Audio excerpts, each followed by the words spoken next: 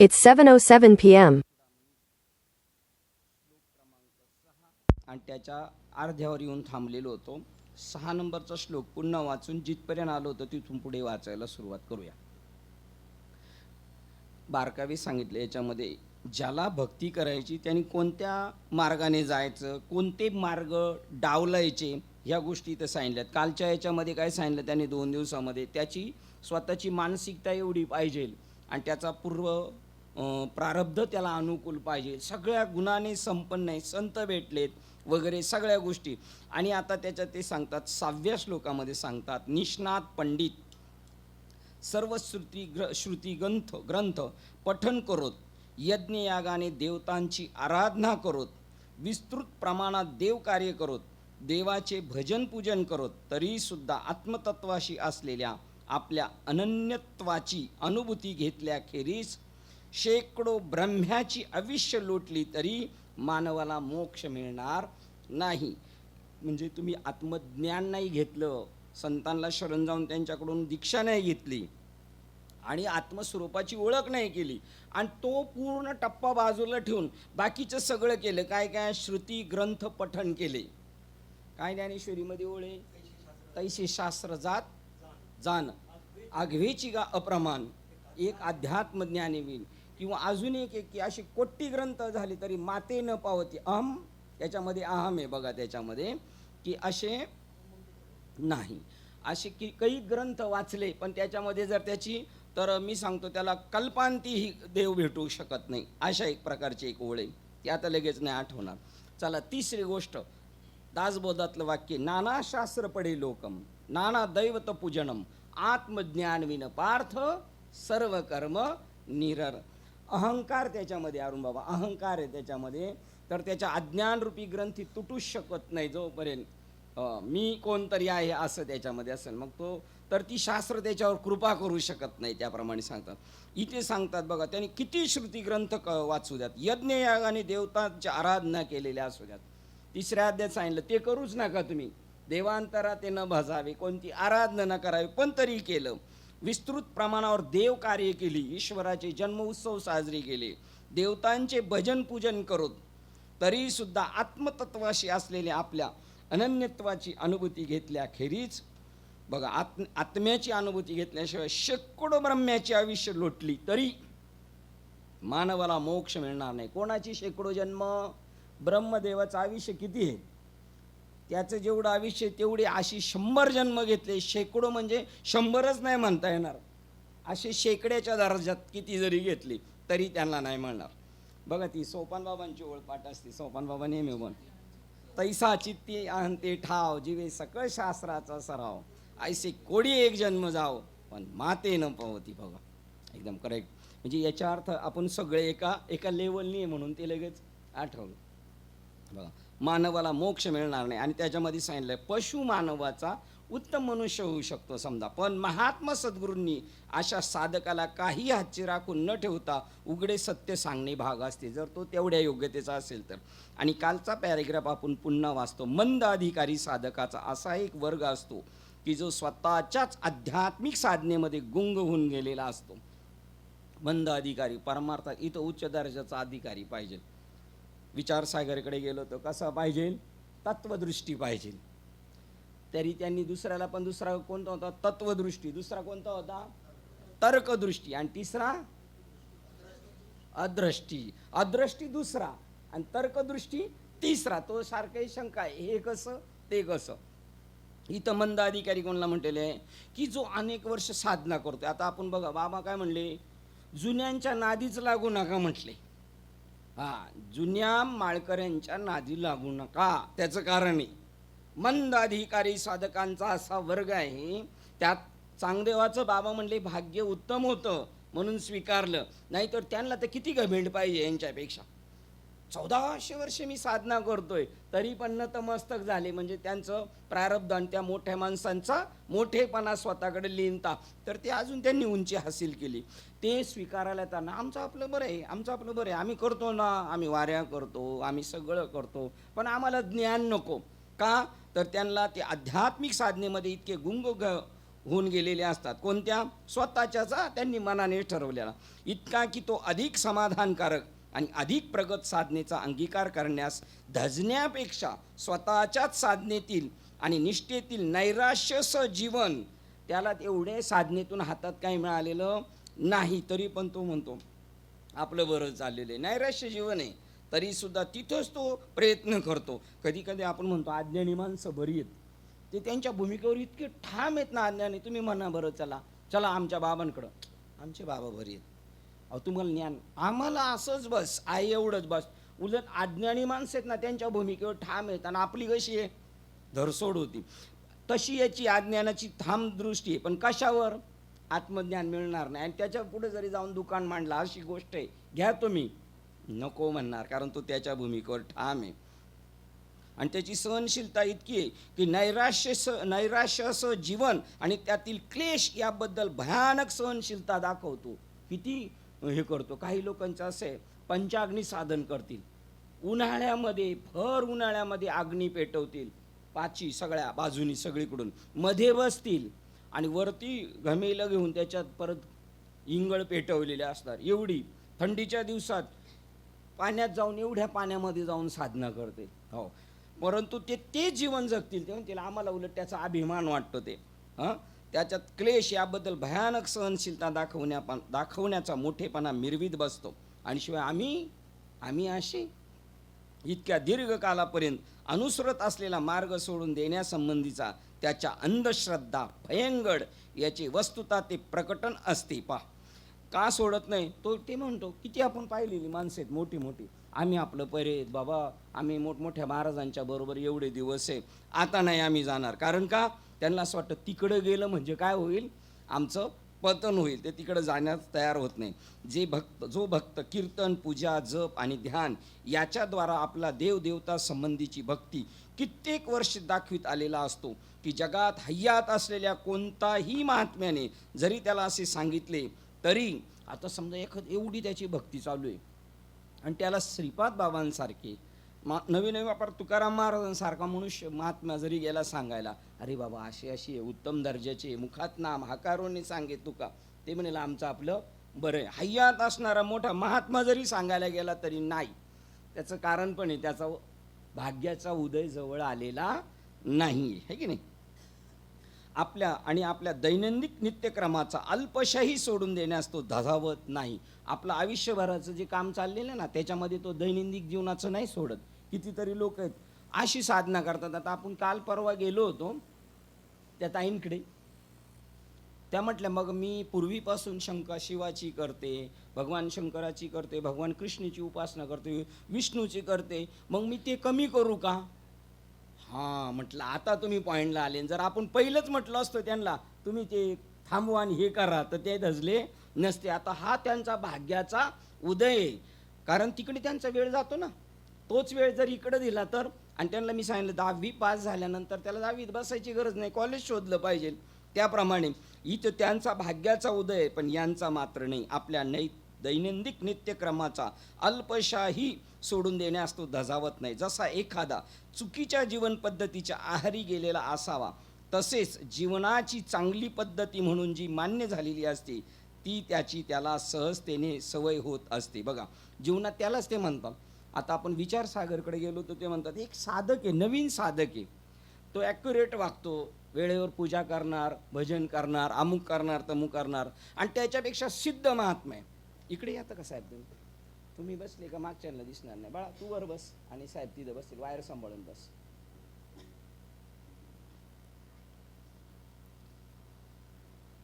कुठे आलो होतो आपण? काय सांगत होतो?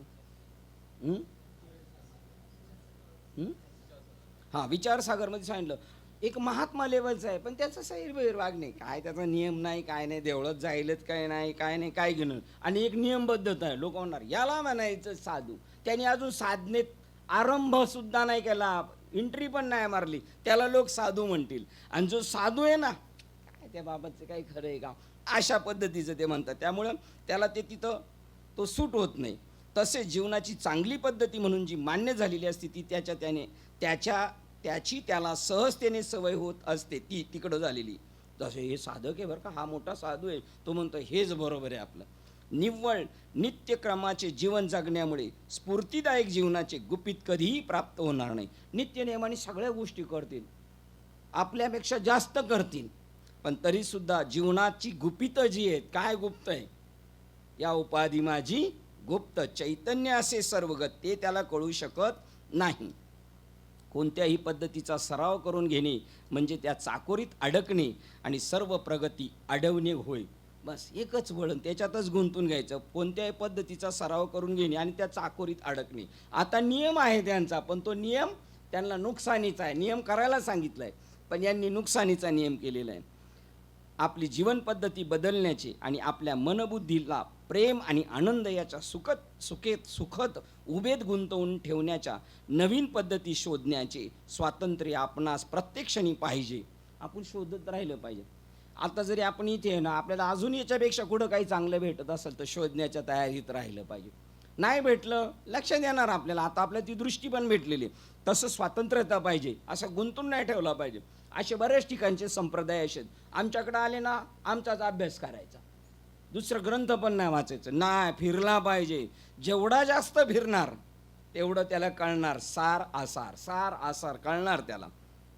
ते म्हणतात तेवढी स्वतंत्रता पाहिजे. आणि जर एखाद्याला गुंतून ठेवायचं, ते म्हणतात ती स्वमत अंधता आहे, मी म्हणतो तसंच करायचं, ही स्वमत अंधता आहे. धर्मग्रंथ सांगतात त्याप्रमाणे सांगितलं तर ठीक आहे. ज्ञानेश्वर महाराज असं म्हणतात, असं सांगून जर एखाद्याच्या गळी उतरवलं झालं, पण मी म्हणतो म्हणून असं करतो, त्याला स्वमत अंधता म्हणतात. त्या समोरच्या माणसाला सुद्धा स्वातंत्र्यता पाहिजे विचार करण्याची. मनबुद्धीला प्रेम आणि आनंद याच्या सुखद उभेत गुंतवून ठेवण्याच्या नवीन पद्धती शोधण्याचे स्वातंत्र्य आपणास प्रत्येक क्षणी पाहिजे. नाहीपेक्षा आपले पूजाधिक कर्मकांडसुद्धा यांत्रिक होते आणि शेवटी ते निष्फळ होते. मग तुम्ही जरी पूजा अर्चा करत असला तर ते यंत्र मानवासारखं चालू आहे तुमचं, त्याच्याशी काही घेणं देणं नाही, नुसतं चालू आहे, पण त्याच्यातून त्याला काही फायदा नाही. काल आपण इथपर्यंत आलेलो होतो, आता आपण पुढील विषयाकडे पाहूया. या अर्थाने वेदांत हा पाखंडी आणि क्रांतिकारक आहे असे वाटण्याचा संभव आहे. का बरं? कशाची? कोणाची? पूजा करणाराची निंदा केलेली, नित्यनेमाने जीवन जगतोय त्याची निंदा केलेली. इथं आत्मज्ञान नाही ना तुला, आत्मज्ञान, मग हे सगळं तुझं चुकीचं आहे. आता लोक म्हणतील पूजा अर्चा करतो ते चुकीचं आहे, दिवस रात्र वाऱ्या करतो, ह्या तीर्थाला जा त्या तीर्थाला जा. आता हेच वाक्य कसं आहे बघा, त्रिवेणी संगमी नाना तीर्थे भ्रमी चित्त नाही नामी तर ते व्यर्थ आहे. जप तप कर्म हरिविन धर्म वाऊगाची श्रम. बघा ही दोन वाक्य कशी आहेत.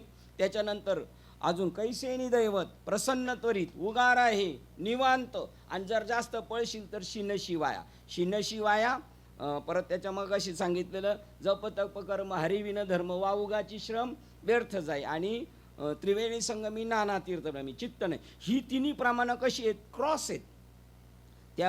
त्याला धरून ते म्हणतात या अर्थाने वेदांत हा पाखंडी आहे, क्रांतिकारक आहे असे वाटण्यास संभव आहे. नवीन माणूस म्हणेल ना, बघा बरं, आपण जर एखाद्या ठिकाणी बाहेर काही सांगायला गेलो आणि त्यांना जर ओपनमध्ये सांगितलं यांचं काही खरं नाही, काय बोलायचं यांना, एवढं चांगलं करतात आणि त्यांचं म्हणजे हे पाखंडी आहेत. कारण एखाद्याने श्रुतिग्रंथाचे श्रवण ज्या वृत्तीने करावयास पाहिजे ती वृत्ती, जे श्रवण केलेले आहे त्याचे मनन ज्या वृत्तीने त्याला करावयास सांगितले असते त्यापेक्षा पूर्णपणे भिन्न असते. शिवाय बघा त्यांनी काय केलं पाहिजे, ग्रंथ ऐकले पाहिजे, ज्या अँगलनी श्रवण करायचं आहे त्या अँगलनी करत नाही. बरं श्रवण केले त्याचं मनन परत घरी गेल्यावर करायचं, इथं नुसतं ऐकून होणार नाही, त्याचं परत मनन झालं पाहिजे. आणि त्याला ज्या अँगलनी सांगितले तसं करत नाही, पूर्णपणे भिन्न असते. शिवाय श्रद्धा किंवा श्रवण किंवा मनन याबद्दलचे बौद्धिक स्वातंत्र्य यापैकी कशानेही निर्विचार ध्यानकालाचे गांभीर्य प्रदूषित होता कामा नये. बघा आपल्या श्रद्धा करत असताना ध्यानकालाचे गांभीर्य प्रदूषित होता कामा नये. अशा तऱ्हेने वेदांताच्या अभ्यासकाला सुरुवातीस, म्हणजे तुम्ही ध्यान करत असता, तुम्ही जसं आता वेदेश्वरीमध्ये सांगितलं मी ध्यान करतोय, कोणाचं करतोय ध्यान तू?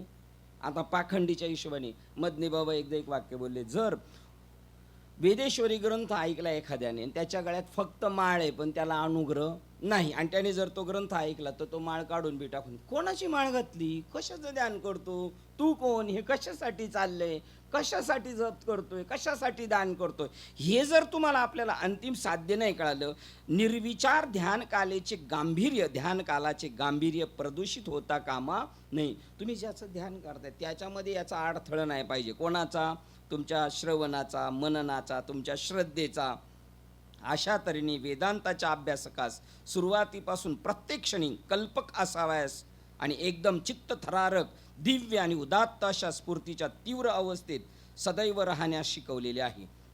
थोड्या थोड्या याच्यात असं स्वतःला गुंतून नाही घ्यायचं. त्यांनी सांगितलं असं व्यापकत्व पाहिजे त्याच्याकडे. काय म्हणतात? कल्पक असायच पाहिजे. काय असेल त्याच्यामध्ये असंच असणार आहे, अशा त्याच्या कल्पनाच व्यापकत्वाकडे त्याची वाटचाल पाहिजे. एकदम चित्त थराक दिव्य. अचानक काय घडेल सांगता येत नाही. अचानक कसं घडतं? समजा एखादा माणूस समुद्रातून प्रवास करतो आणि आता त्यांनी पाहिलं, बापरे ही मोठी लाट आलेली डोंगरा एवढी, आता माझी जहाज किंवा माझी बोट बुडून जाणार आहे. डोळे दिपले, त्याने बंद करून टाकले. आणि नंतर काही क्षणांनी उघडलं तर एकदम समुद्र एकदम शांत झाला. असं जीवनात काही माझ्या क्षणाला पुढच्या बदल होईल. महाराणा प्रताप झालं, त्यांना सांगितलं होतं त्यांच्या गुरुने, शेवटच्या क्षणापर्यंत माघार नाही घ्यायची. सगळं गेलं तरी चालेल, पण असं चित्त तरारक पाहिजे आणि कल्पक पाहिजे. मला कधी कोणतं तत्व साह्यभूत होईल सांगता येत नाही. आणि घडलं असं. पळून गेले अकबर बादशाहाबरोबर लढाई करता करता, आणि सगळे विखुरले गेले. सरदार वगैरे मोजकी लोक राहिली आणि गेले पळून. 6 महिन्यांनी प्रत्येकाची त्या एका डोंगरावर गाठ पडत गेली सगळ्यांची. आता म्हणले आपण सरदार झालेले सगळे मोठमोठी माणसं पुन्हा भेटली, आता आपण पुन्हा करायची म्हणले टीम तयार. पण म्हणले पैसे कसे काय म्हणल्यानंतर तिकडून हे मोठमोठ्याल्या पेट्या एवढ्या मोठ्याल्या घेऊन आले 7-8 लोक. ते म्हणले हे काय? तर महाराणा प्रतापांना सांगतात, तुमच्या पूर्वजांच्या पूर्वजांनी आमच्या पूर्वजांच्या पूर्वजाकडे ठेव दिलेली होती आणि सांगितलं होतं ती पुढे पाठवत जायची. आणि ज्या वेळेला आमच्या कुळातले पूर्ण अडचणीत येतील आणि काहीच त्यांना मदत नसेल तेव्हा तुम्ही ही द्यायची. आता यांचे पूर्वज किती प्रामाणिक. आता तर मध्ये गायबच 2-4 पेट्या होऊन जातील की नाही. आणि त्यावेळेला दिलं. असं अचानक आपल्या जीवनात काहीतरी घडू शकतं. करेल ते काय म्हणून शेवटच्या क्षणापर्यंत मरायचं नाही माणसाने. ताकद लावत बसेल, मी आता सक्सेस होईल. चित्त थरारक, दिव्य आणि उदात्त अशा स्फूर्तीच्या तीव्र अवस्थेत सदैव राहण्यास शिकवले जाते. म्हणजे उत्साही पाहिजे, तो निरुत्साही नाही पाहिजे. येथे साधक ज्या क्षणी महात्म्याकडे पोहोचतो त्या क्षणीच त्याच्या सर्व सांप्रदायिक श्रद्धांपासून तो मुक्त होतो. ती खचितच एक प्रकारची धक्का देणारी उपचार पद्धती होय की ज्या योगे साधक ज्या खोल चाकोऱ्यामध्ये रुतलेला असतो त्यातून तो निर्दयपणे बाहेर काढला जातो आणि योग्य सरळ मार्गाने जाण्याची नवीन विचार दालनं त्यास दाखवली जातात. एखादा जुना माळकरी गेला आणि तो मला सांगायला लागला मला असं आहे तसं, ते सगळं गबाळ सोडून दे तू आणि आम्ही सांगतो ते कर. तू म्हणू लागले हे मी चांगलं करत नव्हतं का? ते सगळं पुसून टाक. पाट्या त्या गिरबडलेल्या पाट्या आहेत ना त्या पुसून टाकतो. आता आमच्या इकडचे एक महात्मे होते, फार मोठ्या महात्म्यांच्या संगतीत घडलेले. आता इथं रेकॉर्डिंग आहे, नाव नाही सांगत. आणि मग मी आलो आणि मी ओळख करून द्यायचं, हे मोठ्या महाराजांच्या संगतीत होते, हे मोठ्या महाराजांच्या संगतीत. मग ते प्रत्येकाला मी ओळख करून द्यायचे आणि ते पण खुश असायचे आणि आपली लोक पण म्हणायचे वा एवढ्या मोठ्या माणसाच्या. आणि गायकवाड ताईंची ओळख करून दिली. गायकवाड ताई म्हणले ते पहिलं विसरा, तुम्ही त्यांच्या संगतीत होते. किती मोठा माणूस ज्यांचं आदराने नाव घेत जातं त्यांचं ते पहिलं विसरा. ते विसरलं तर तुम्हाला हे कळल, एरवी कळणार नाही. ते म्हणतात ज्या क्षणी साधक महात्म्याकडे पोचतो त्या क्षणी त्याच्या सर्व सांप्रदायिक श्रद्धांपासून तो मुक्त होतो. मागचं त्याच्या डोक्यात ते सगळं काढून ब्लँक करून टाकणार त्याला. ही खचितच एक प्रकारची धक्का देणारी उपचार पद्धती होय. उदाहरण सांगायचं तर जर आपण गावाकडं हॉस्पिटल डॉक्टरकडे गेलो आणि सगळे रिपोर्ट काढले आणि त्यांनी सांगितलं आता तुमचं ऑपरेशन करायला लागेल, मग तो सगळे पेपर घेऊन इकडे आला आणि इकडच्या डॉक्टरकडे गेलो, तो त्याच पेपरवर लगेच चालू करतो आहे ना ऑपरेशन वगैरे करायला. तो म्हणतो हे सगळं टाकून द्यायचं, आमच्या पद्धतीने करायचं, त्या पद्धतीने. मग हा माणूस म्हणतो त्या डॉक्टरने, तो डॉक्टर नाही का असला तरी मला चालत नाही. की ज्या योगे साधक ज्या खोल चाकोऱ्यांमध्ये रुतलेला असतो, रुतायचं नाही आपल्याला. आपण पण चालताना एक लक्ष ठेवायचं, 1000 वेळा विचार करायचे ही गोष्ट माझ्यासाठी करण्याची गरजेची आहे का? नाहीच करायची. कोणी किती आपल्याला म्हणलं तर नाहीच करायची. आपण पण आपल्या भूमिकेवर ठाम पाहिजे. अन्यथा आपला सिनियर जसं चालतोय ना त्या पद्धतीने चालायचं, अन्यथा नाही. एकदा गुंतला का परत तो बाहेर निघत नाही. त्यातून तो निर्दयपणे बाहेर काढला जातो. लगेच त्याला त्या सगळ्याच्यातून उचलायचं, मी सांगतो तसं करायचं. आता मगाशी सांगितलेलं, त्यांनी सांगितलं, आमच्या संप्रदायात आले ना आमचेच ग्रंथ वाचायचे, दुसरं वाचायचं नाही. आणि योग्य सरळ मार्गाने जाण्याची नवीन विचारदालन पद्धती दाखवली जातात. धर्मविषयीच्या त्याच्या चुकीच्या कल्पना, बघा आता काय काय कल्पना आहेत. अगरबत्ती लावली, देवाला नारळ फोडले, ही काय भक्ती आहे काय? ही भक्ती नाही. पण ते हे पटायचं नाही आपल्याला, कारण धर्माविषयी त्यांच्या चुकीच्या कल्पना, कर्मकांडावरील त्यांची दृढ झालेली श्रद्धा. एक वाक्य इथे येईल, हो, की ब्रह्मदेवाचं आयुष्य सांगितलं, याच्यामध्ये शब्द सुद्धा तेव्हा आपल्याला सांगता नाही याची, एवढे आकडे आता पाहिजे होते कणसे बाबा. ते म्हणतात, त्यांचं वाक्य कसं आहे बघा, धर्माविषयी चुकीच्या कल्पना आणि कर्मकांडावरील त्यांची श्रद्धा. पुढे येणार आहे तरी सांगतो. हे जे मंदिराच्या रांगेमध्ये, मंदिराच्या तिथे रांगेमध्ये उभे आहेत आणि तासन तास उभे आहेत ती लोक, ते म्हणले धड ते नास्तिक पण नाही तर नास्तिक पण नाही, असले मधले अर्धवट आहेत ती लोक. हा, आणि तुम्ही म्हणाल उभे आहेत, यांना काहीच घेणं देणं नाही, हे असे आहेत. ते म्हणले त्या श्रद्धा नाहीत, त्या उलट त्याला डुबावणाऱ्या गोष्टी आहेत. ते म्हणले बघा, धर्माविषयी त्याच्या चुकीच्या कल्पना, कर्मकांडावरील त्याची दृढ झालेली श्रद्धा, ऐकीव गोष्टीबद्दल त्याच्या अंधश्रद्धा. ते बाबा, मी एकाच्या रिक्षावर जात होतो शिपणी सुरुवातीला, ते मी सांगितलं त्यांना, म्हणलं आमचे बाबा असे तसे. ते म्हणले आमचे बाबा सांगू कसे आहेत? आमचे बाबा जर आम्ही घरी गेलो तर आमच्यासाठी तुपाचा रवा बनवतात, आणि तुपाचा रवा बनवताना तो कलथानी नाही हलवत, ते हातानेच हलवतात म्हणले. त्यांचे बाबा भारीच आहेत मग आपल्या बाबांपेक्षा. शिवाय मी एकदा गेलो त्यांच्याकडे, ते म्हणले तू इकडे कशाला आलायस, तुझा मुलगा तिकडे तापाने फणफणतोय. मग मी लगेच घरी आलो, खरोखर महाराज माझा मुलगा आजारी होता. आता हे बाबांनी सांगितलं, म्हणले आमचे बाबा अशा दृढ श्रद्धा झालेल्या आहेत, अंधश्रद्धा त्यांच्याकडं, ऐकीव गोष्टीवर अंधश्रद्धा. या सर्वांचा खऱ्या आणि नित्य मोक्षाशी काहीही संबंध नसतो. हे सर्व या ठिकाणी दाखवले आहे. शास्त्राभ्यास, यज्ञयागाने देवतांची आराधना करणे, बघा शास्त्राभ्यास, त्याच्यानंतर यज्ञ यागाने देवतांची आराधना करणे, निष्काम कर्म कट. आता निष्काम कर्म कट, इथं मागे सांगितले निष्काम कर्म, पण त्याच्याच याच्यावर जर असेल ना तो मस्तीमध्ये, मी निष्काम कर्म करतो, निष्काम कर्म करतो, तरी तुला कळ, कारण कर्म काय हेच तुला कळालेलं नाही. तुकाराम महाराजांचं प्रमाण आहे,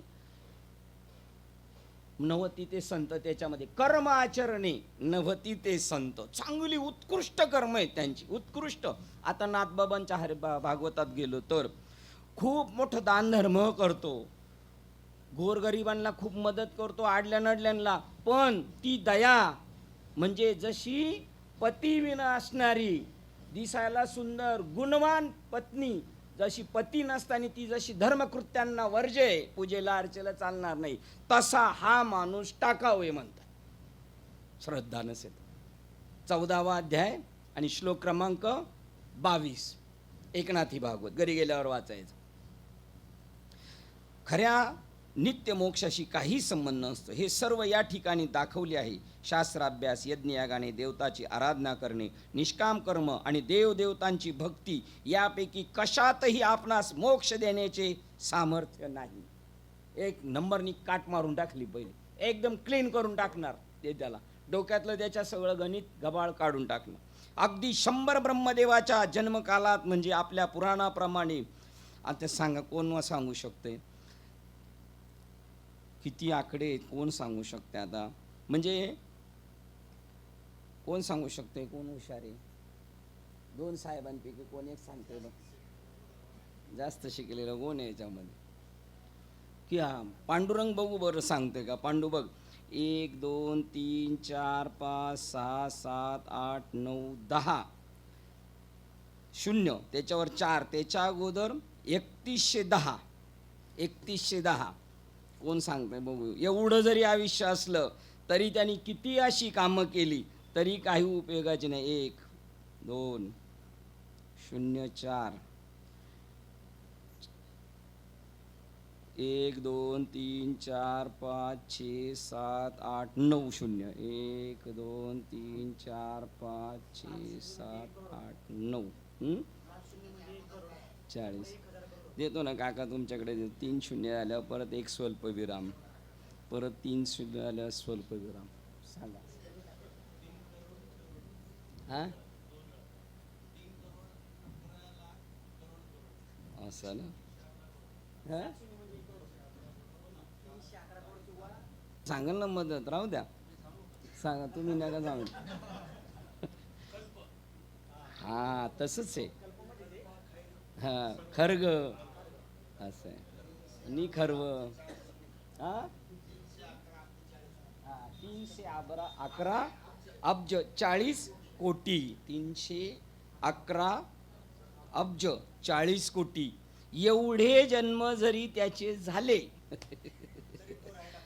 तरी तो राहिला ताटीखाली. एवढी कामं करीत असल्या तरी त्याला कोणत्याही प्रकारचा मोक्ष मिळणार नाही. आता हे सांगा बरं, हे आता आपल्या गावाकडचे माळकरी यांना पुढे घेऊन जायचं इथं.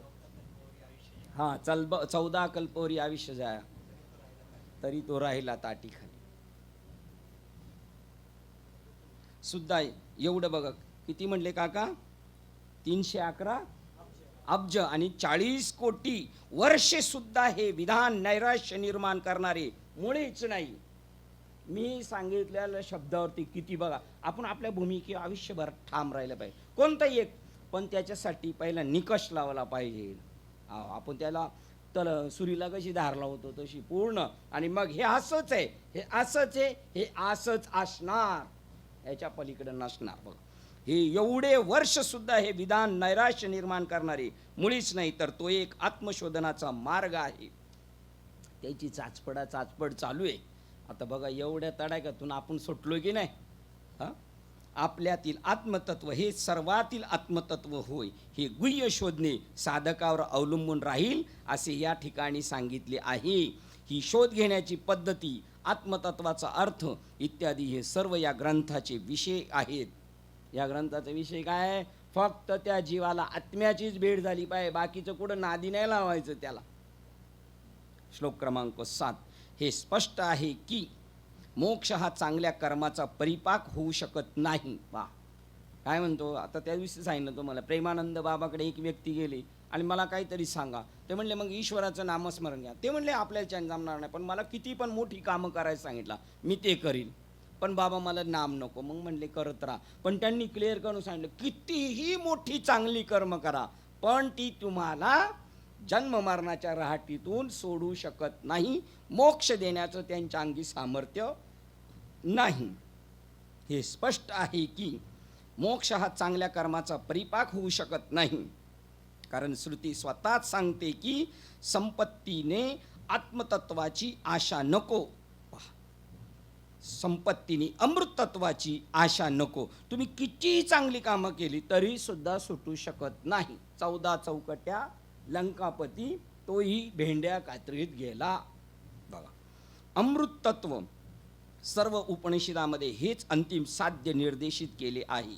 स्वर्गप्राप्ती, अमृतप्राप्ती असाच त्याचा निव्वळ अर्थ केला तर त्याचा लाभ मानवाला फक्त मृत्यूनंतरच मिळू शकतो.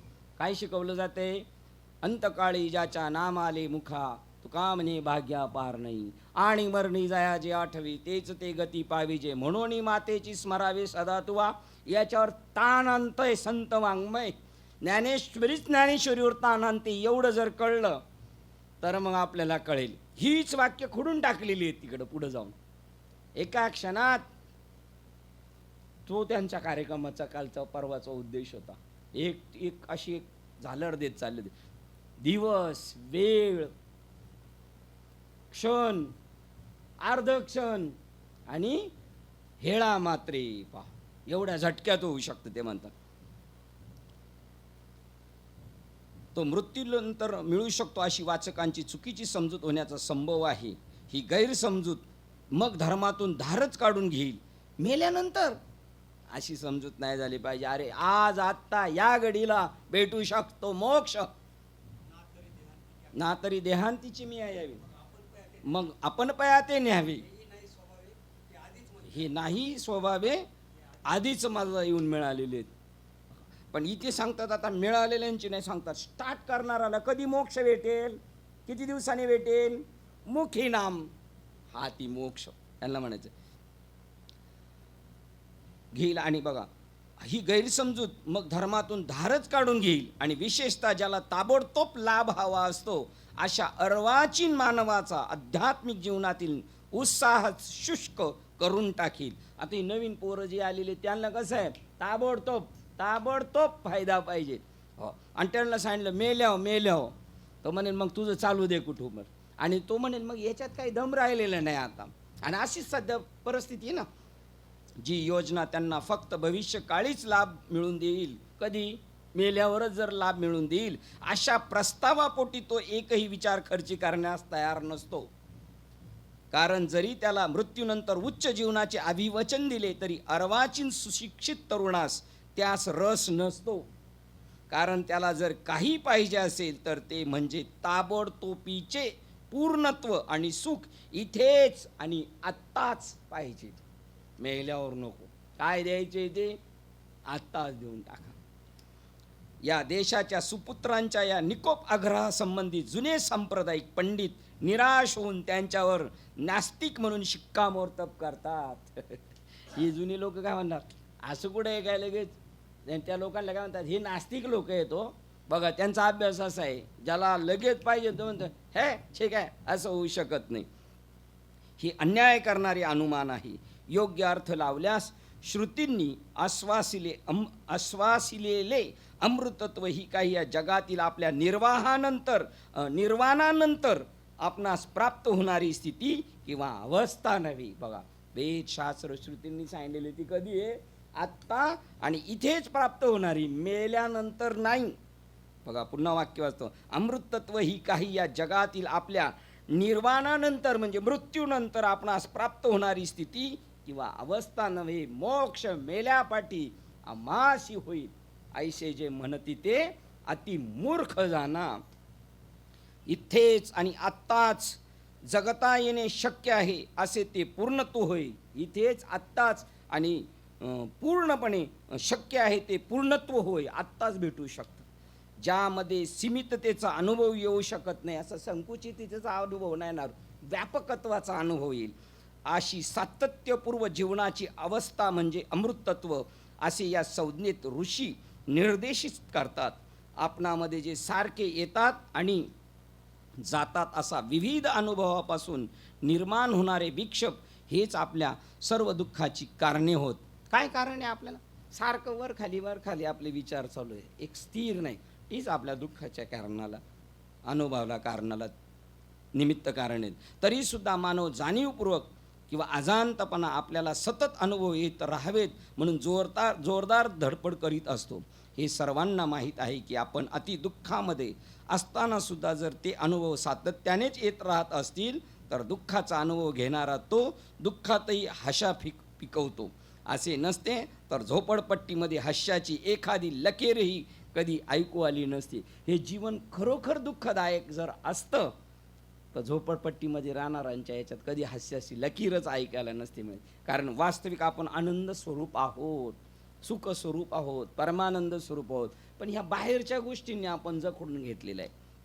श्रीमंत माणसाला आपल्या संपत्तीचा सुखानुभव सतत वाढत राहावा असे वाटत असते, परंतु दुर्दैव हे की काल ओघाबरोबर तो आनंद जातो. सर्व जगभर आधुनिक मानव जीवनातील आपला आनंद दुणावण्याकरता, आपली प्रखरता टिकवण्याकरता, आपली जीवन मर्यादा लांबवण्याकरता आणि अशा हजारो कर्मामध्ये धडपडत आहे. मला अजून सुख सुखाला लागे, तू त्याच्यासाठी तरफडतोय, पण नेमकं सुख कशाला म्हणतात हे माहीत नसल्यामुळे नश्वर जीवनामध्ये तिथं आगेकूच करत राहिलेलं आहे. या अनित्यतेच्या नियमाबरोबरच अशी एक काळजी लावणारी चिंता असते की ती मानवाला सगळीकडून फटकारे देत असते. अमृतत्व ही वेदांतामधील संज्ञा जे जीवन निर्देशित करते ते म्हणजे सतत आणि एकच अशा कंटाळवाण्या आनंदाचे अस्पष्ट परलोकातील जीवन नव्हे. वेदांत काय सांगतो, आता ही कटाळवाणी रटाळवाणी चालू ठेवायचं, नंतर आनंद नाही. तो म्हणतो आत्ताच आनंद भेटेल. काय उदाहरण, ज्यांच्या मागे कोणीही नाही तरी ते म्हणतात अवघाची संसार सुखाचा करील, तरी अवधान एक वार दिजे मग सर्व सुखाची, हे सांगते.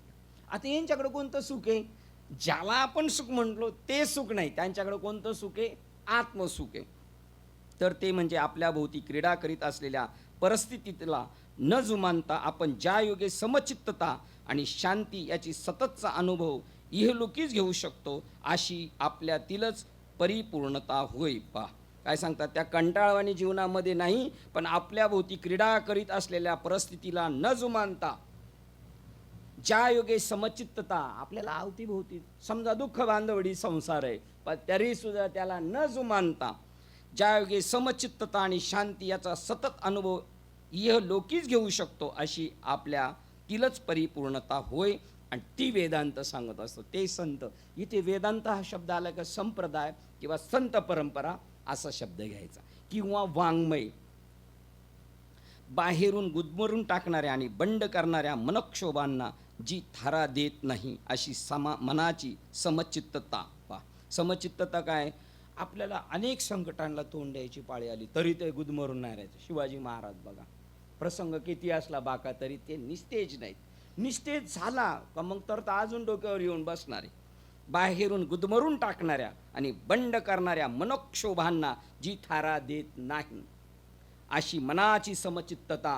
तो त्या एका स्थिरतेला, आता हा माईक या स्टँडला आहे ना, खाली येऊ शकत नाही, तशी एक आपल्या मनाची समचित्तता ठेवायची. अर्जुना समत्वचे, अर्जुना समतेशिवाय जगात दुसरीच गोष्ट कोणती चांगली नाही. समतेशिवाय साम्या परोते जगी सुख नाही. साम्या परोते, ती समचित्तता पाहिजे आपल्याला.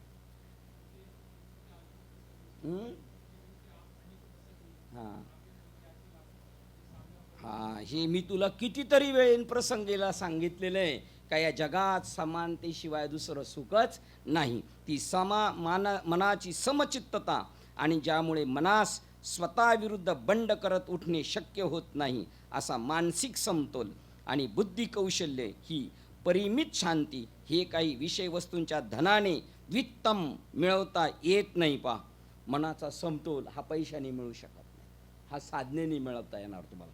अजून विषय वस्तूंच्या धनाने नाही मिळू शकत. बुद्धीचं कौशल्य, बुद्धी कधी कौशल्य बुद्धीला कधी येतं माहिती आहे का, धार.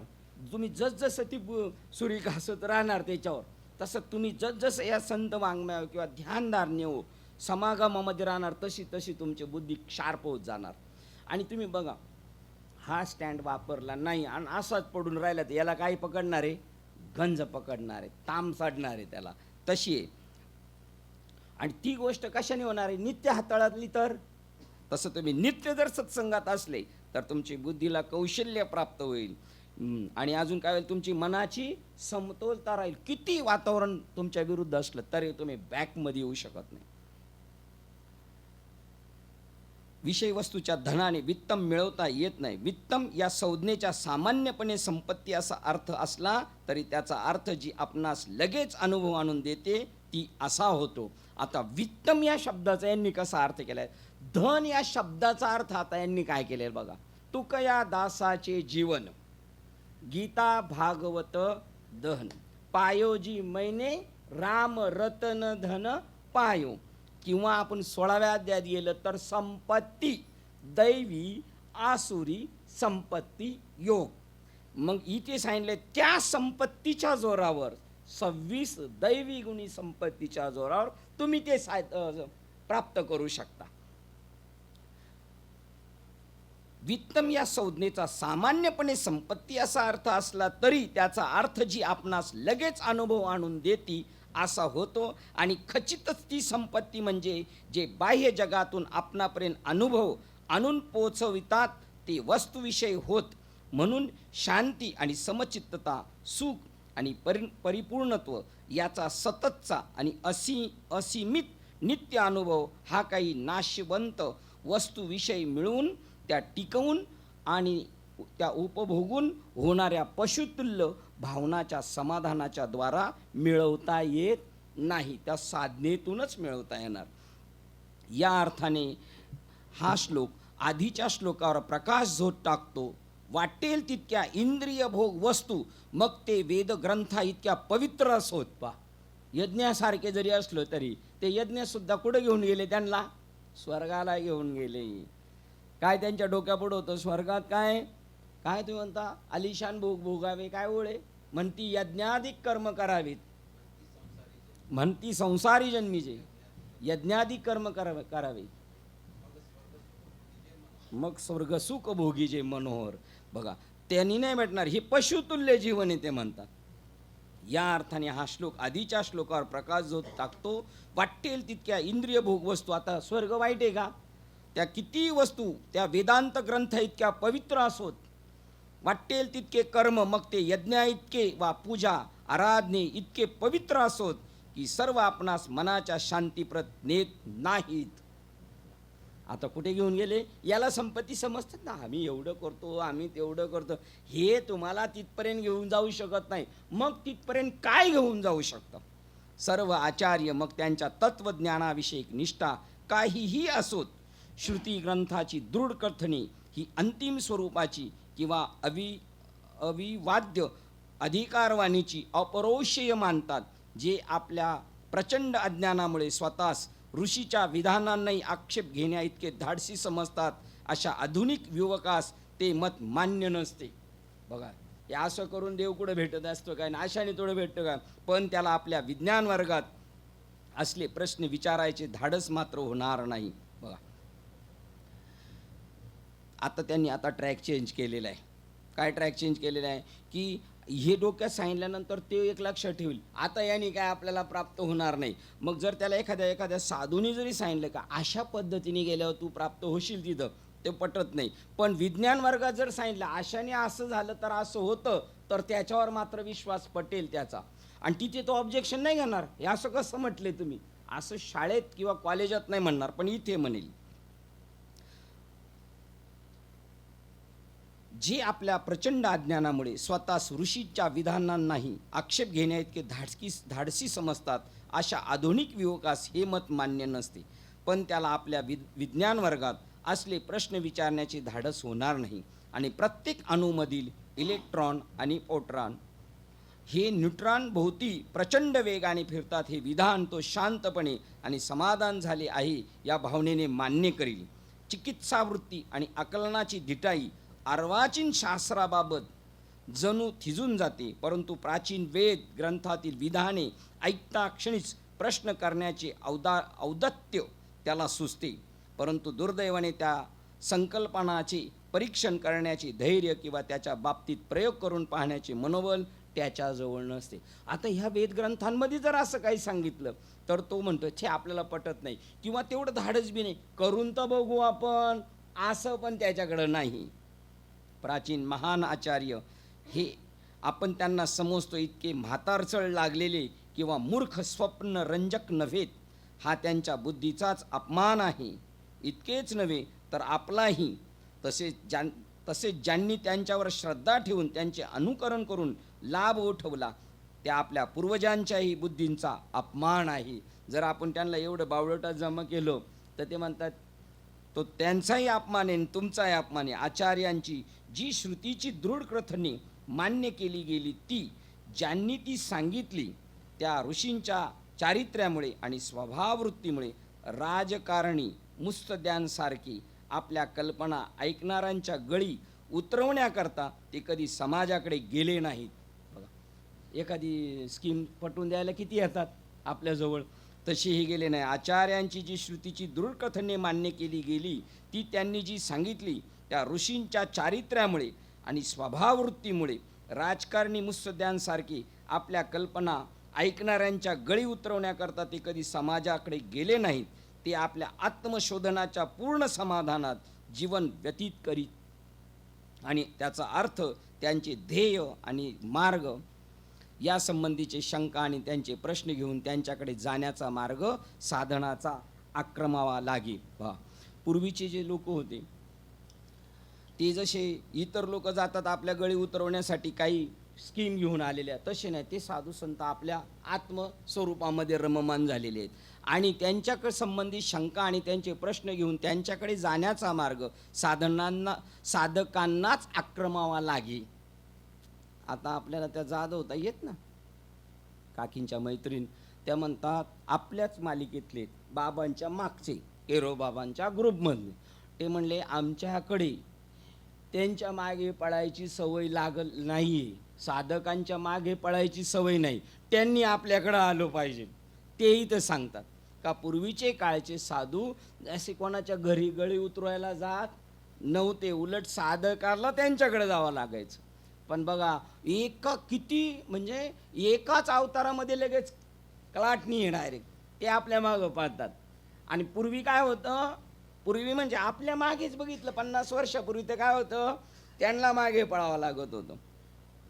या संबंधीची शंका आणि त्यांचे प्रश्न घेऊन त्यांच्याकडे जाण्याचा मार्ग साधकांनाच आक्रमावा लागे आणि त्यांच्यापर्यंत पोहोचावे लागे. ह्या साक्षात्कारी पुरुषांनी निवळ दयाद्र बुद्धीने स्वात्म अनुभूतीचे सत्यत्व त्या साधकांना उत्साहित होऊन आणि प्रेमाने सांगितले.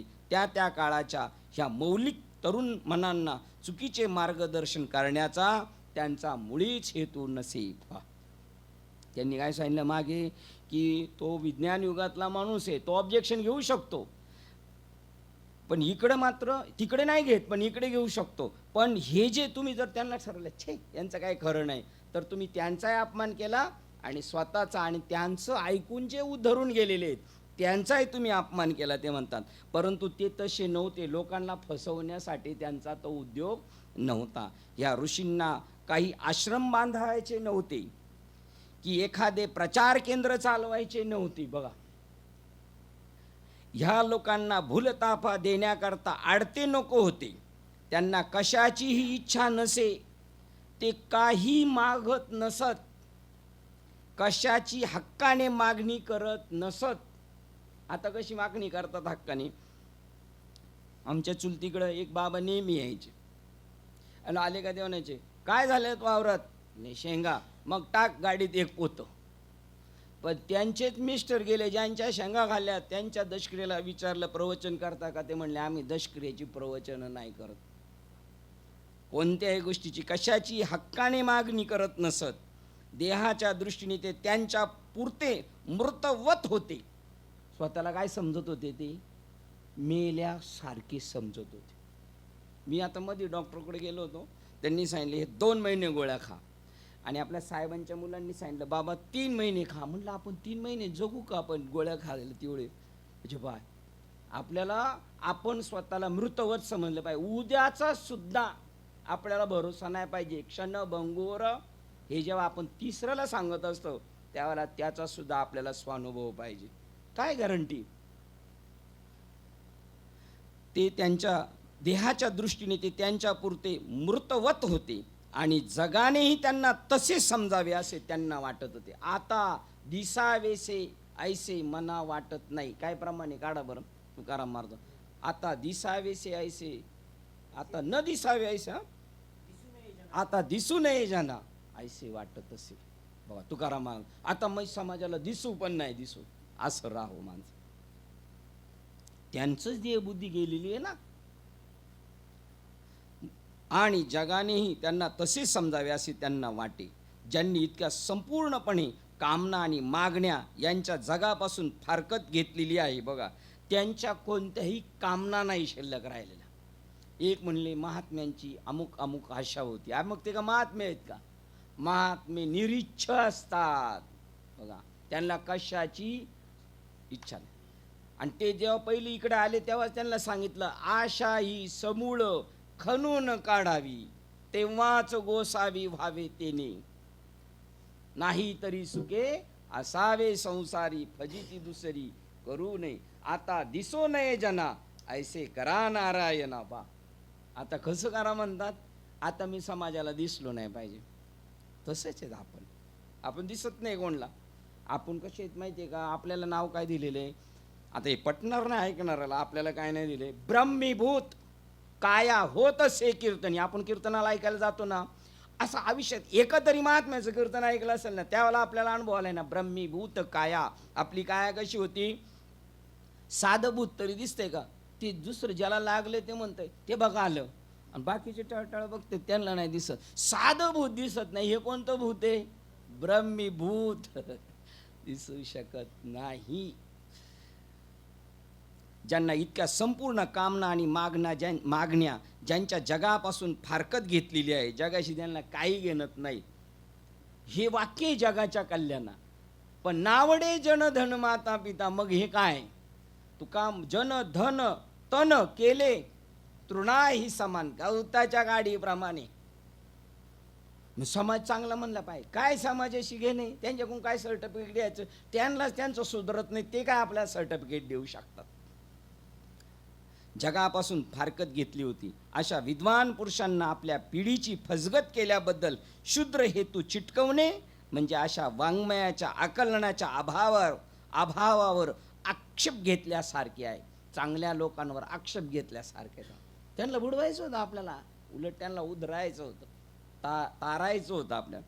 आपण जेव्हा शेक्सपियरच्या नाटक काव्याचा अभ्यास करतो तेव्हा आपण नाट्यलेखकाच्या आणि झलीला बेतच्या काळच्या इंग्लंड देशाच्या जीवन खोलवर समजून घेत असतो. त्यावेळेला तो कोण राजा होता इंग्लंडचा, तिकडचा विचार करू. हा चित्रपट आणि नाटक कसं निर्माण केलं त्याच्यावर विचार करू आपण. पण याच्यावर विचार करण्याची आपली क्षमता नाही. परंतु आपण जेव्हा श्रुती वाङ्मयाकडे पाहतो तेव्हा मात्र अभ्यास करण्याच्या या शास्त्रीय पद्धतीकडे पूर्णपणे कानाडोळा करीत असतो. आणि त्यावेळी आपण त्या महान ऋषींनी ज्या भौतिक परिस्थितीमध्ये विद्यादानाची सेवा केली, कार्य केले आणि जीवन व्यतीत केले, ती परिस्थिती, त्यांच्या मनाचा दृष्टिकोन आणि त्यांनी केलेली बौद्धिक कर्तृत्व ही समजून घेण्याचा प्रयत्नसुद्धा करीत नाही. बघा, म्हणून ते सांगितलं, जरा याद करो कुर्बानी जो शहीद होये है उनकी. आपल्यासाठी ज्यांनी हे केलेले त्यांच्यासाठी आचार्यांनी ही श्रुती कथने एकाच सत्यत्वाचे शाश्वत भाग होत असे मांडले आहे. शंकराचार्यांनी ही श्रुती कथने एकाच सत्यतत्वाचे शाश्वत भाग होत हे मांडले आहे. त्या सत्यतत्वाचे हे भाग आहेत, पार्ट आहेत, त्या विभूती आहेत.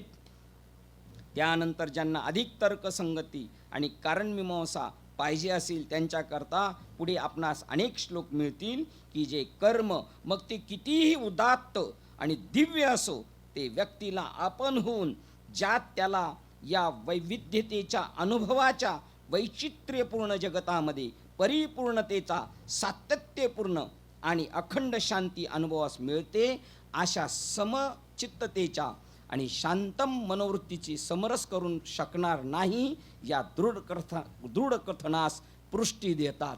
काय वाक्य सांगितलेलं आहे? पुन्हा वाचतो पहा. तुमचं किती मोठं कार्य असू द्या, किती नेकदिल काम असू द्या, पण जर आत्मस्वरूपाची ओळख होणारी दिशा नसेल तर ते तुम्हाला कधीच तारू शकत नाही. आचार्यांची ही श्रुती कथने एका सत्यत्वाचे शाश्वत भाग होत ते मांडले होते. त्यानंतर ज्यांना अधिक तर्कसंगती आणि कारणमीमांसा पाहिजे असेल त्यांनी त्याच्याकरता पुढे आपणास अनेक श्लोक मिळतील. पुढे तिकडे आहे की जे कर्म मग ते किती उदात्त, किती मोठं कर्म असू द्या.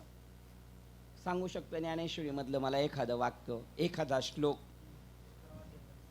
शेवटचा श्लोक 17व्या अध्यायाचा. अशी बुद्धी पाहिजे. तिथे गेलो तो ॲक्सिडेंट झाला होता, आपल्याला कळालंच पाहिजे. एका पायावर अंगुष्ठावर उभे राहून कोट्यावधी वर्षे तपश्चर्या केली किंवा कोट्यावधी अश्वमेध यज्ञ केले, रत्नांनी पृथ्वी भरून दान दिली, अजून खाऱ्या पाण्याचे समुद्र, गोड्या पाण्याचे तलाव जरी बनवले तरी ते तुम्हाला ते कर्मारंभ आणि अनुष्ठाने तुम्हाला त्या ब्रह्मज्ञानाशिवाय सोडू शकत नाही. पहा, इकडून तुम्हाला ज्ञानेश्वरी समजणार, आपल्याला ज्ञानेश्वरीकडून हे समजणार, असंही मिसळलेलं आहे.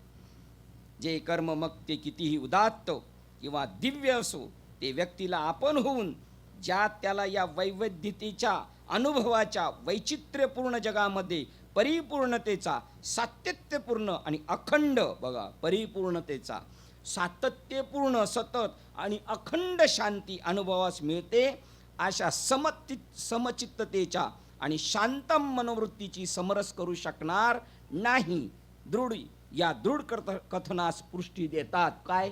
पुढचे श्लोक तुम्हाला आपल्याला काय प्राप्त करून घ्यायला पाहिजे, आपण कशाच्या पाठीने जायला पाहिजे हे सांगतात.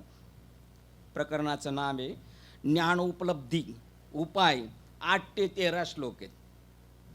ज्ञान कसं मिळवायचं, म्हणून विद्वान साधकाने ज्याने विषयी वस्तूमधील सुखाच्या आपल्या सर्व कामनांचा त्याग केलेला आहे. पूर्वी संन्यास घ्यायला सांगायचे. आता बाबाजी चैतन्य जेव्हा गेले ना राघव चैतन्यांकडे अनुग्रह घ्यायला, मला अनुग्रह द्या, तुला सगळं टाकून माझ्याबरोबर यावं लागेल. मी यायला तयार आहे बाबा. घरी घरी कोण आहे का, पत्नी आहे काय, मूलबाळ नाही, मग तुला माझ्याबरोबर येता यायचं नाही. मग तिला कोणतरी पाठराखण करणारा जन्माला आला का तू माझ्याकडे, मग मी तुला देतो. संन्यास दीक्षा आहे. आता ही संन्यास दीक्षा आपल्याला पण दिलेली, आपली तशीच जीवन पाहिजे राहत असताना बा. म्हणून विद्वान साधकाने, कोणत्या साधकाने, ज्याला सारासार विचार करण्याची बुद्धी आहे त्याने, ज्याने विषय वस्तूमधील सुखाच्या आपल्या सर्व कामनांचा त्याग केला आहे. बघ, विद्वान साधक या शब्दावर मला एक आठवलं. आळंदीमध्ये मी एकदा प्रवचन ऐकत होतो आणि विचारसागरवर कोणत्या ग्रंथावर, तत्वज्ञानी ग्रंथावर प्रवचन चालू होती आणि त्यांनी सांगितलं नाम आणि रूप जर टाकलं तर चैतन्याची भेट लगेच होऊ शकते. जगतातील नाम आणि रूप टाकल्यानंतर, आणि मग मधल्यात लंचच्या टाईममध्ये मला एक जण म्हणलं, बाबा आपल्याला तर नाम आणि रूपावरच ठाम राहायला सांगितलेले. मग सांगा बरं, आता तो शब्द आहे पण तो कुठे वापरलाय. मी म्हटलं तुम्ही एक काम करा, वक्त्याला विचारा, म्हणजे मग ते तुमचं समाधान करतील. आता आपण जर त्याच्यावर काय सांगितलं तर ते म्हणतील हे भलतं सांगतो. ते म्हणले नको. म्हणलं तुम्हाला भीती वाटत असेल तर लिहून पाठवा, तरी नको. मग मी बाबांच्या कानात सांगितलं. बाबा म्हणले जाऊ द्या, त्यांनीच विचारलं पाहिजे, तुम्हाला एकच भेटला असे किती असतील म्हणले. मग विद्वान पाहिजे, काय चालले हे कळालं पाहिजे. आपण विद्वत्ता याच्यात दाखवायची आपली, इथं आपण काय करायची, इरीशिरी करायची. आपल्याला तसं जमलं पाहिजे. ज्याने विषय वस्तूमधील सुखाच्या आपल्या सर्व कामनांचा त्याग केलेला आहे, कशातही त्याचं मन गुंतलेलं नाही पाहिजे. जो जेवीला चंद्र किरण चौखटे, तो चकोर काय वाळवंट चुंबित असे. नासक्या गोष्टीबद्दल जर रुची असेल तर तो विद्वान साधक नाही, तो अनपढ साधक. तैसे आत्मसुख उपायले, जयासी आपणापासी फावले, तया विषयी सहज सांडवले. हे सांगू काय, त्याला सांगायचीच गरज नाही. कोण असं फलकट भूस घेऊन जाईल काय, सारच घेऊन जाणार ना.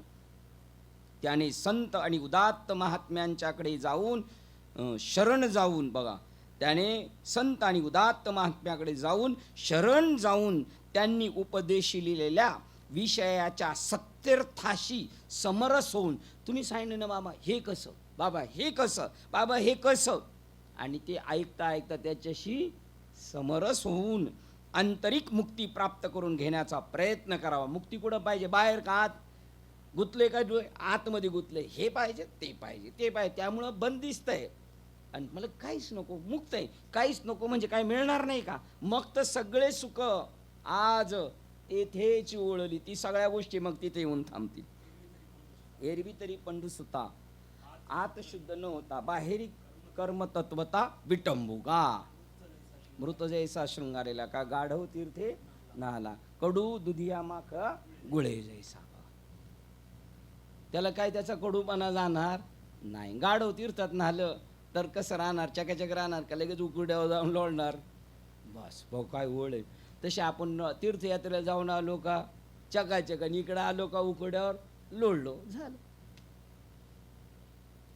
आणि मृत माणूस शृंगारला, रंगबिरंगीपणा करायला किती वेळ लागतो, परमार्थी नाटकं करायला. ती मेलेली माणसं शृंगार करून आलेली आहेत. मानव आपल्या निम्रतर आंतरिक मुक्तीप्रा, मानव आपल्या निम्रस्तर जीवाभावावर आणि आंतरिक दोषावर कर्माच्या द्वारा मग ती कितीही वैभवशाली आणि उदात्त असोत विजय मिळू शकत नाही. अशी जर श्रुती ग्रंथात कथन केले असते तर तो स्वतःस मुक्त करू शकेल असा कोणताच मार्ग नाही, असा एखादा सहज अनुमान काढण्याचा संभव आहे. शिष्याच्या चेहऱ्यावरील ते नैराश्य पाहून महात्मा त्यांची सांत्वन करण्याची त्वरा करतात. आता मागे सांगितलं ना, एवढी किती मोठी कामं कर पण तुझं काम होणार नाही. म्हणलं, तो म्हणाला आता काय आपलं खरं राहिलेलं नाही. पण परत त्याच्या तोंडावरून हात पण सांगणार, नाही नाही तू काळजी करू नको, पण अजून एक उपाय आहे.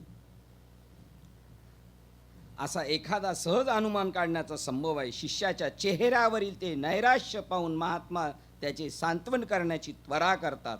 सत्यत्वाच्या मार्गावर चांगले स्थित व्हावे म्हणून साधकाने नक्की काय करावे या संबंधीचे निश्चित कथन आपणास या ठिकाणी मिळते. आता सत्य तत्व शोधायचं असेल तर नेमकं कोणत्या दिशेने जायला पाहिजे? वेदांत साधक म्हणजे अशी काही यत्किंचित व्यक्ती नव्हे. तुम्ही आपण साधे नाहीत, पण पटायचं नाही आपल्याला. सामान्य गोष्ट आपल्यापर्यंत भेटलेली नाही.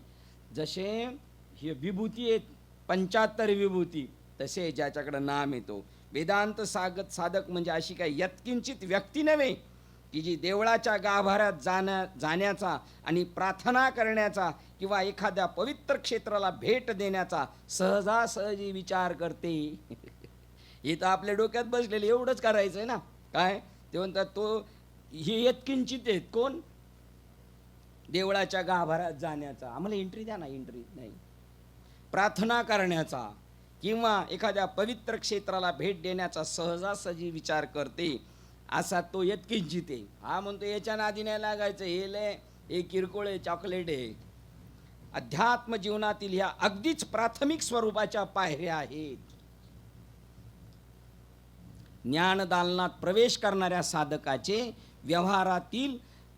व्यवहारातीलच नव्हे तर जीवनाचा अर्थ आणि तद्विषयक सिद्धांत याचे विवरण करणाऱ्या शास्त्र ग्रंथाचे बऱ्यापैकी शिक्षण झालेले असेल तरच त्याला त्यात प्रवेश मिळू शकतो. बरोबर.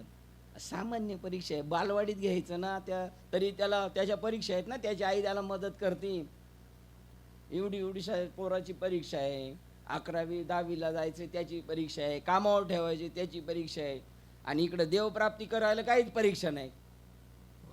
काय म्हणले त्याला? तो नुसता मंदिरात जाणारा नाही, दुसरी कुठंतरी तीर्थयात्रेला फिरणारा नाही.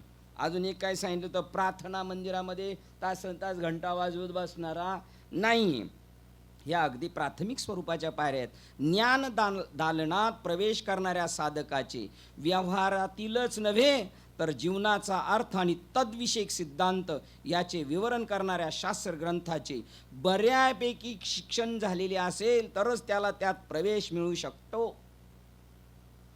पुढे प्रवेश मिळू शकतो म्हणजे त्याच्या डोक्यात ती घुसू शकतं.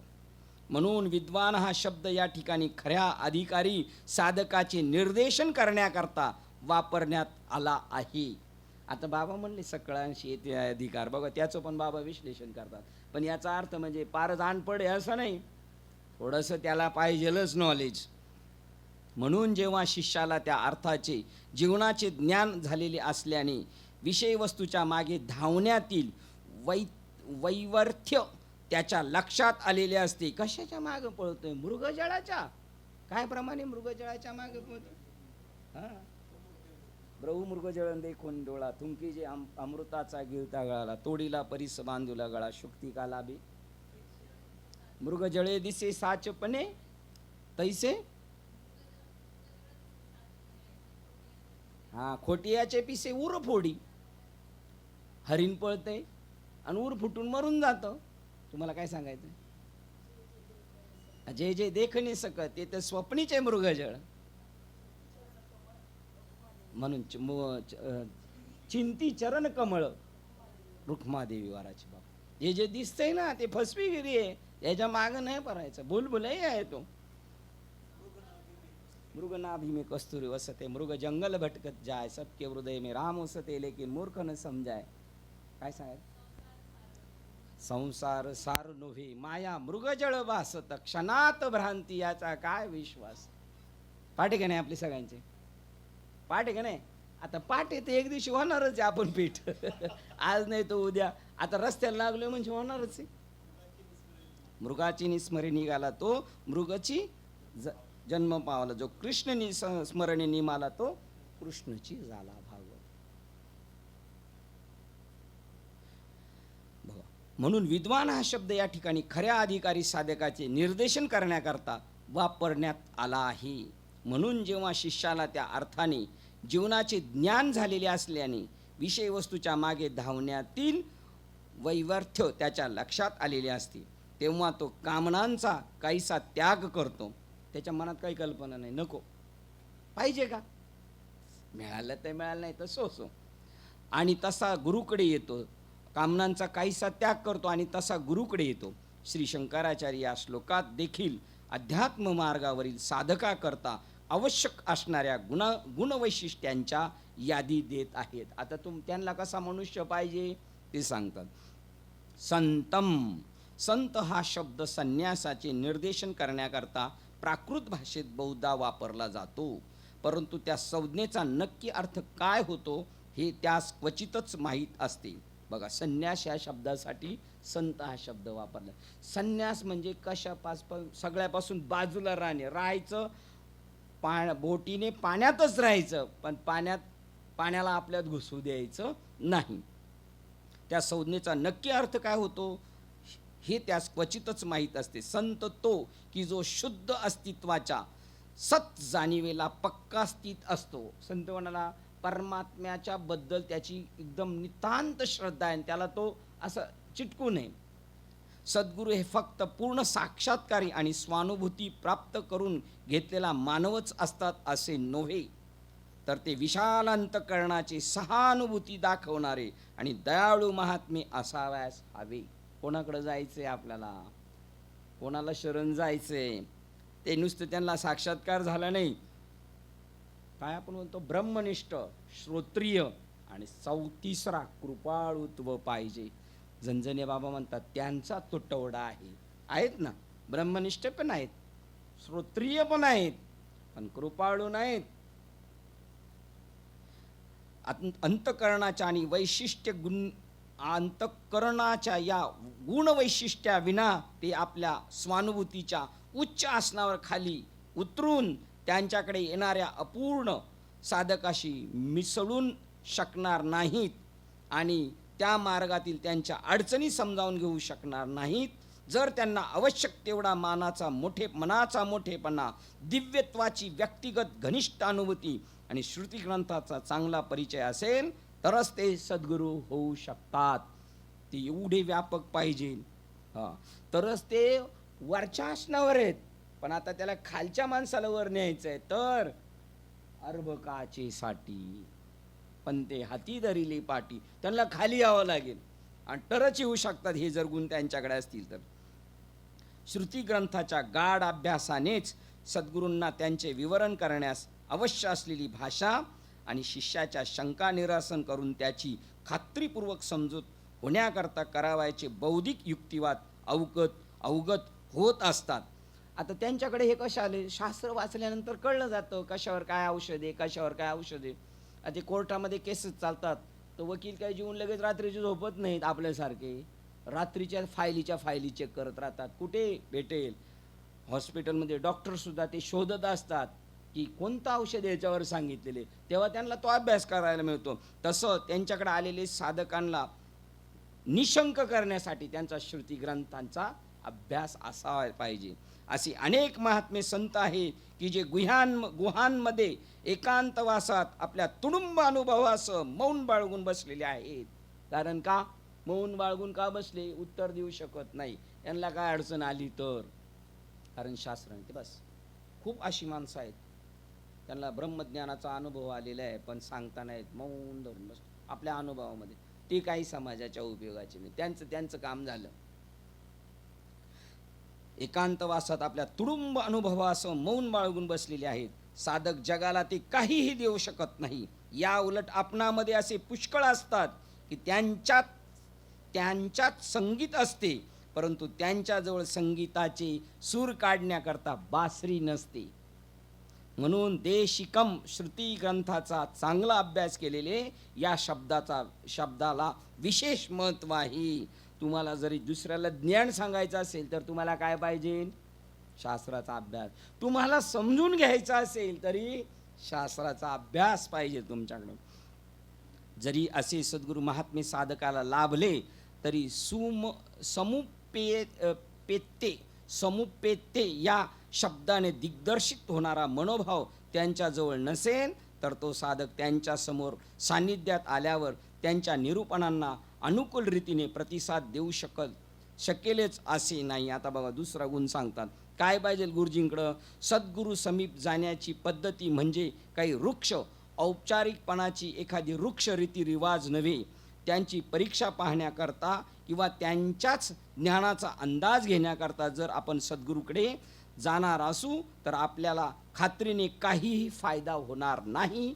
असे काही लोक असतात की बघा, आपण जर बाबाची परीक्षा घ्यायला गेलो, तुम्हाला काहीच फायदा नाही होणार. उलट त्यांना कळालं ना हा आपला परीक्षा घ्यायला आले, ते उलटी चालणार.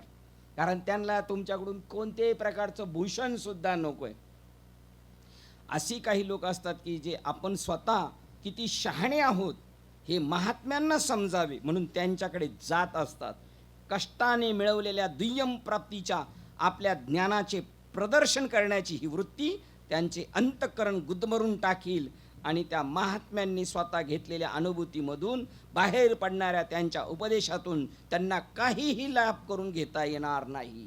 जर आपण गेलो कोणाकडे मोठ्या महात्म्या का आपली वटवट करायची नाही, आपल्याला काय माहिती हे पण नाही दाखवायचं, गप्प बसायचं, तर त्यांचा तो हे चालू राहील आपल्याकडं ओघ येईल. आणि आपण जर शहाणपणा करायला लागलो तर ते आपलं बंद करून घेते, म्हणतील हा अतिशहाण आहे ना. असे असतात ना किती जरी. आता मूर्खाची जीवे अक्षराचा अमुका सुपे. हा ब्रह्मसभेला सुद्धा तुच्छ मांडतो तो. यांना काय कळतं, एवढा त्याला अहंकार असतो. पाणी हे नेहमी बघ कसं जायचं आपल्याला, एखाद्या माणसाकडं जायचं महात्म्याकडं, पाणी हे नेहमी उंच पातळीवरून खालच्या पातळीकडे वाहत असते. म्हणून ज्ञानप्राप्ती लागी व्हावे अतिनीच. उदाहरण पाहायचं अतिनीच तर कबीर बाबाचं. लात मारली तरी पण ते म्हणतात मला अनुग्रह भेटला, आणि लात बसावी म्हणून जाऊन बसले होते. संत मिलन को जाइए तज मोह माया अभिमान. आपल्याकडचा मोह अभिमान अजून माया टाकून जायचं आणि मग एक एक पाऊल पुढं पडेल, तसं आपल्याला कोटी यज्ञाचं पुण्य भेटू शकतं. पाणी हे नेहमी उंच पातळीवरून खालच्या पातळीवर वाहत असते. तीच गोष्ट ज्ञान वितरणाबद्दल खरी असते. आपणापाशी नम्रता आणि समर्पण भाव असल्याखेरीज ज्ञान आपणापर्यंत पोहोचू शकणार नाही. पूर्णपणे ज्ञान ग्रहण करण्याची क्षमता ही एक दैवी वृत्ती असून आपण किती म्हणलं नाही आपण आपला शहाणपणा नाही करायचा, ते बोलणारच मधी. का तर त्याचा तसा स्वभाव होऊन झालेला असतो. पूर्णपणे ज्ञान ग्रहण करण्याची क्षमता ही एक दैवी वृत्ती असून गुरुच्या संबंधी असणारा आदर, समर्पण भाव, श्रद्धा आणि प्रेम ज्यामध्ये भरलेले आहे अशा हृदयाचा तो सुगंध असतो. ही मागील संपत्ती घेऊन आलेलो आहे आपण. आपल्याकडं होती, तुका म्हणे होता, हे सगळं बॅलन्स होतं आपल्याकडं. तुम्ही नाही तर आपण सांगा बरं, आपल्याला कोणाला माहित होतं बाबाला कसं शरण जायचं, हे कधी ऐकलं होतं का? आता यांनी सांगितलं असा अभ्यास होता का आपल्याकडं? नव्हता का? होता, तो गुप्त रीतीने होता आपल्याकडे. ते आता चालत आहे मज कळो येते, चालल्याशिवाय कळणार नाही. म्हणून शास्त्रामध्ये त्याच्याबद्दल अग्र धरलेला असतो. बघा असं जायचंय, तद्विधी प्रणिपातेन परिप्रश्नेन शरण, विनम्र भावाने शरण जायचं. परंतु ह्या गोष्टी म्हणजे निष्ठावान. बरं आता यांनी सांगितलं बाबांना असं शरण जायचं, असा शास्त्रात आग्रह धरलेला आहे. आणि खाली वाक्य बी दिले, तनु मनु जीवे चरणासी लागावे, अगरवत्ता करावे दाश सकळ. म्हणजे याचा अर्थ बाबा लुबाडायला बसलाय असं बी नाही ते म्हणतात. नाही तर बाबा त्याचा परत फायदा होईल आणि एखादं म्हणाल वा काहीच बोलायचं नाही, बाबा का जायचं गप्प बसायचं नाही. परंतु या गोष्टी म्हणजे निष्ठावान समाजास लुबाडण्याकरता समाज गुन्हेगारांनी आखलेली ती एक योजना आहे असे आधुनिक मानवाला वाटण्याचा संभव आहे. आणि आहे ना, तसंच आहे ना सध्या, आहे ना. हे कोण आहेत? हे समाज समाज सुधारक नाही तर हे समाज गुन्हेगारांनी आखलेली एक मोठी योजना आहे. असं जायचं बाबाला शरण. आधुनिक मानव अधोगतीच्या कोणत्याही पातळीवर पतित झालेला आहे हे अशा तऱ्हेचे मतामधून प्रतिबिंबित होते.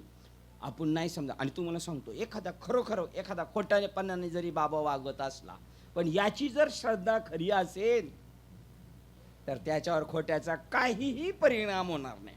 आपण ऐकलेले मोठ्या महात्म्यांच्या याच्यातून एक बाबांचं 7 दिवस भागवत होतं एका गावात, आणि इतका सात्विक श्रोता होता. तो रोज म्हणायचा, बाबा चला ना माझ्या घरी, चला ना बाबा माझ्या घरी. नाही, एक दिवस येईल तुझ्या घरी. आणि शेवटच्या दिवशी म्हणला, बाबा उद्या काल आहे, आज यायला पाहिजे. बरं, रोजच्या दिवशीपेक्षा आज लेट सुटला कार्यक्रम.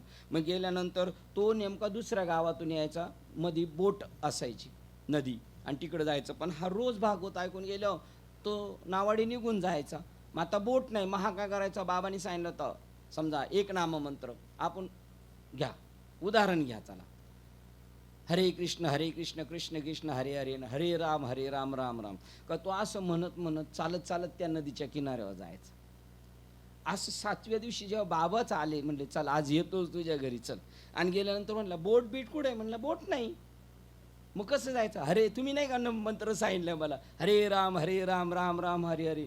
म्हणलं हरे हरेच होईल सगळं. मग तुला येड लागलं काय, म्हणला मी असंच जातो, तू जा बाबा, मी काय येणार. म्हणजे जरी लबाड आपल्याला भेटला, पण आपण सात्विक प्रामाणिक असतो तर आपलं केव्हाही नुकसान होऊ शकत नाही.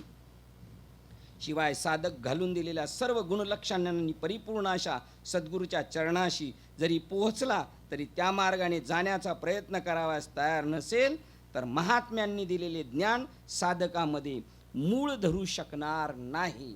सांगितलेल्या गोष्टीचं काय झालं पाहिजे, पालन झालं पाहिजे. त्यांनी सांगितलं तसं जर नाही केलं तर ते तग नाही धरणार. शिष्य गुरु सन्निध आला असता त्याने कसे वागावे याबाबत या ठिकाणी दिलेल्या सूचना, विशेषतः जेव्हा आपणास गुरु शिष्य संबंधाबद्दल भयंकर गैरसमजुती करून घेत आहोत. बघा, या विशेष सूचना दिलेल्या आहेत. जेव्हा आपण गुरु शिष्य संबंधाबद्दल भयंकर गैरसमजुती करून घेत आहोत, अशा आपल्या काळामध्ये खचितच फार महत्त्वाच्या आहेत. आपण फार वेगवेगळ्या कल्पना करून घेतलेल्या आहेत. 5 मिनिटात घेतो. नाही तर हे महात्मे फक्त सत्याचे विशदीकरण करून साधकांची बौद्धिक खात्री पटवण्याकरता त्याबद्दल पुरेसा युक्तिवाद करून शिकतील एवढेच या कल्पना म्हणजे जास्तीत जास्त काही जीवनमूल्याचे दंडक होत, की जे आचार्य धर्म प्रत्यक्षात आणल्याशिवाय आणि त्यांना आत्मविकासाचा संपूर्ण योजनेचा एक भाग केल्याशिवाय त्यांना तसा काही लाभ होऊ शकणार नाही. हे कार्य भरवशाने आत्मपूर्वसन करण्यासंबंधीच्या आपल्या प्रयत्नावर अवलंबून असते. याच अर्थाने म्हटले आहे की त्या व्यक्तीने सद्गुरूच्या उपदेशाचे गूढ मतितार्थ जीवनात उतरवण्यास पाहिजेत. त्यांनी सांगितलेलं जर आपण ऐकलं नाही आणि तशाच नुसतं ऐकलं, नळी फुंकले सोनारे, इकडून तिकडून गेले वारे. शेवटचा एक पॅरेग्राफ वाचतो, उद्या परत पाहू. पुष्कळ वेळा आपण सद्गुरूंनी काय केले याचेच अनुकरण करीत असतो, परंतु काय सांगितले त्याचे नव्हे. सद्गुरू काय करतात त्यांच्याशी आपणास काही कर्तव्य नाही, हेच या ठिकाणी ठामपणे सांगितले आहे. नाहीपेक्षा श्रीकृष्णाला 16,108 बायका होत्या आणि स्वतःचा मात्र फक्त 5वाच विवाह आहे असे सोयीस्कररित्या जे जाहीरपणे बोलू शकतात, अशा भक्तीच्या क्षेत्रात व्यापार करणाऱ्यांचा गौरव केला पाहिजे. आत्मविघाताच्या अशा पद्धतीमध्ये सुद्धा मोठ्या गमतीने अनेक प्रकार दिसू शकतात. काय करतात त्यांच्याशी घेणं नाही, आपल्याला काय सांगितलंय बायचं. तुकाराम महाराजांचा एक अभंग सांगून थांबूया आपण. वाण्या घरी गुळ त्याचे याते कुळ काय किजे. गुळ घ्यायचा ना, तू कोणत्या जातीचा आहे काय घेणं देणं नाही. उकुरड्यावरी वाढली तुळशी टाकावी ती कैसी ठाई गुणे. उकुरड्यावर तुळशी वाढली ती टाकायची का, ती पवित्र आहे ती घ्यायची. अजून एक राहिले त्याच्यामध्ये, उकुरड्यावरी टाकली गाईचा जो भक्ष अमंगळ खाय, काय तिचे दूध सेवू नये. गाई काय खाते, घाण बी खाती, म्हणून तिचे दूध सेवन करू नये. तुका म्हणे काय सालपटाशी काच, फणसातील गरे काढून घ्यावे.